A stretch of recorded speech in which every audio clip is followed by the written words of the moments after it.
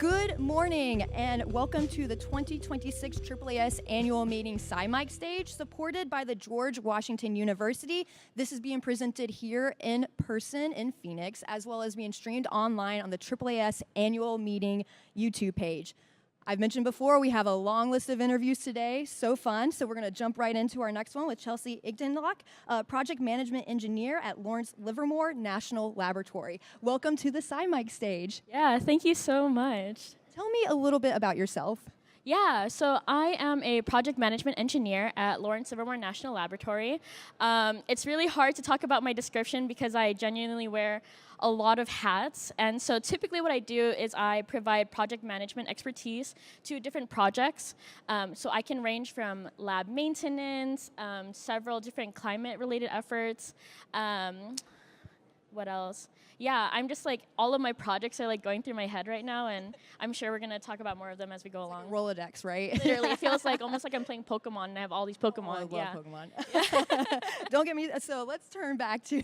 Yeah, let's turn back to the No, so tell me a little bit about your session, which is this afternoon, correct? Yeah. So at Lawrence Livermore National Laboratory, it's just like a plethora of projects, like I was saying. But specifically in our corner, we are doing a lot of scale-up efforts, but we're scaling up for two different things. So in our presentation later, we'll talk about scale up from the technological side, as well as scale up from the community engaged research side.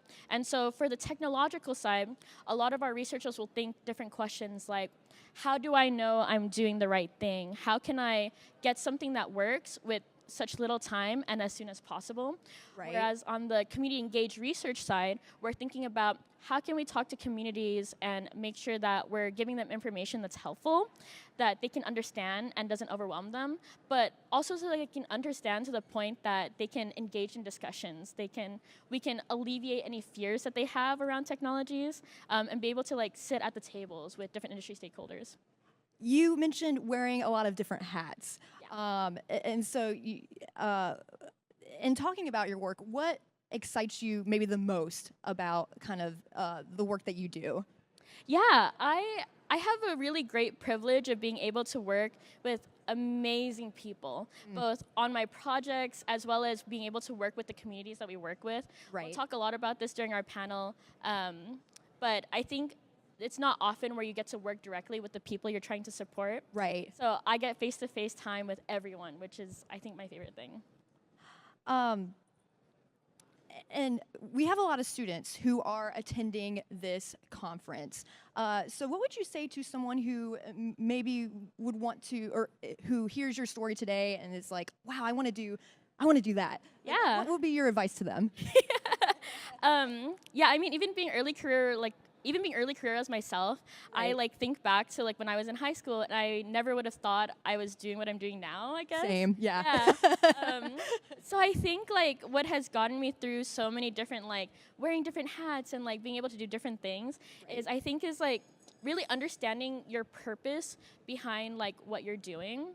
And I think because like it can get very overwhelming thinking about, I need to fight this fire for this project, fight another fire for that project. And because my passion and my purpose is really to understand communities and being able to engage with people, that really keeps me grounded as I, do all these different things, yeah. And as an early career scientist, what role has mentorship played in maybe your career, or how do you feel about mentorship in your field in general? Yeah, I mean, that is a great question. Yeah, especially being early career, I have definitely used all the mentors that have been at my disposal. It's just so nice to be able to have different soundboards and like be able to just kind of like almost word vomit what you need to say. Like I feel like half the time you have so many different thoughts and a lot of different ideas, and you just don't have the experience yet to be able to like communicate that or put them into action. So just being able to talk to people who are older than me to say, wow, you have been through what I'm going through. Right. And to be able to relate to that, it makes it feel a lot more successful. And sometimes just having an outside perspective can help you see things that you wouldn't see normally, right? Exactly, yeah.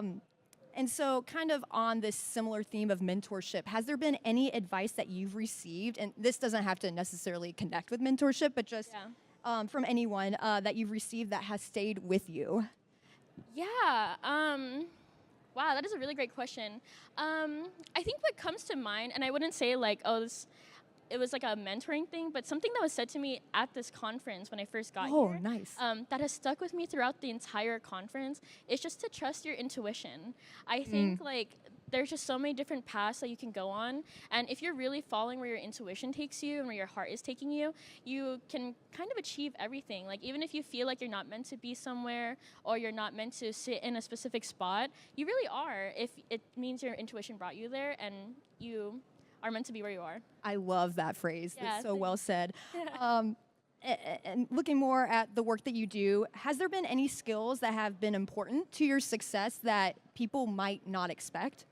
Yeah, there are so many. I feel like a lot of advice that people get is to be kind of focused into one thing and to like really be well-rounded in that niche. But I think it's really important to be well-rounded in general, especially if you're going to be a project management engineer. It's really important that you know a little bit about a lot and that you have the passion to know a little bit about a lot. And I feel like that's something that's not as talked about since it can be kind of hard. But I'm someone who has so many different interests, so it's really hard for me to just stick into one thing. But that's helped me through so many different situations where I have to think on the fly. Probably the last question about a career focus, but you mentioned just having a lot of different interests. Yeah. How did you get into the work that you're doing now? Like, when did you first realize that you wanted to do what you're doing? If that's worded correctly. Yeah. No, that's a great question. That was worded greatly. Thank you. Yeah, of course.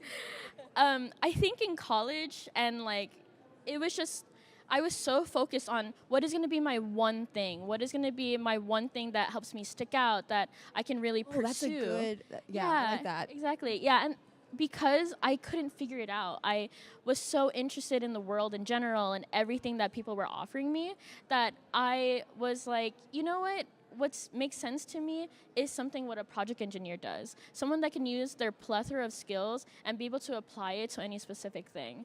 And so I think it's really, again, like following your intuition. If you feel like one thing isn't working, something else will that is made for you. And so it wasn't that like my interest in other things was a bad thing. It just meant that I didn't find the right job for that skill. Right, to showcase them. Exactly. Yeah.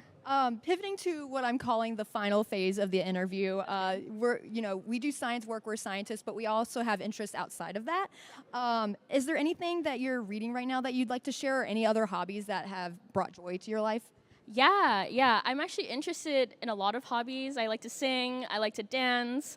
And so I think it is really important to invest in those hobbies as well. Like for some reason, like I had an example in high school where my softball coach saw me dancing during like a dance practice. Oh. And he was like, "Oh, I didn't know that you dance." And I was like, "Yeah, I do, and I really like it, even though like it's not related to softball." And he was like, "No, you do so many of the different mechanics just in a different way." And so I guess it goes back to like the whole having different interests is a good thing.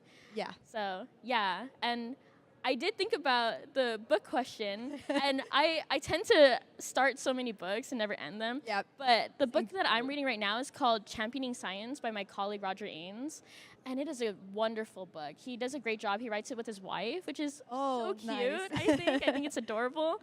And I think it's really nice that he calls it championing your science versus just saying, like, bringing your ideas forward. I think you have great ideas, and it is only right that you champion it forward, so.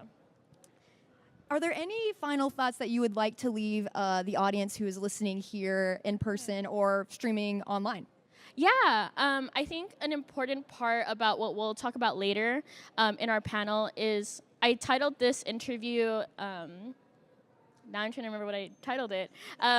I titled it Scaling Outward. I know like we're talking about scale up when we talk about the science of scaling up and scaling up technologies. I think it's really important that we also remember when engaging with communities that we're scaling outward.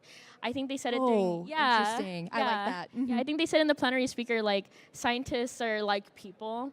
And I think at the end of the day, like we're all just people trying to do the right thing and trying to do good in this world. So when it comes to conversations, it's great to keep in mind that we really are just humans trying to do the right thing. So it's important that we're able to communicate as such. I really appreciate you joining me on the SciMic stage thanks today. so The much. conversation was great. Really appreciate it. Yeah, thank you so much. Thank you.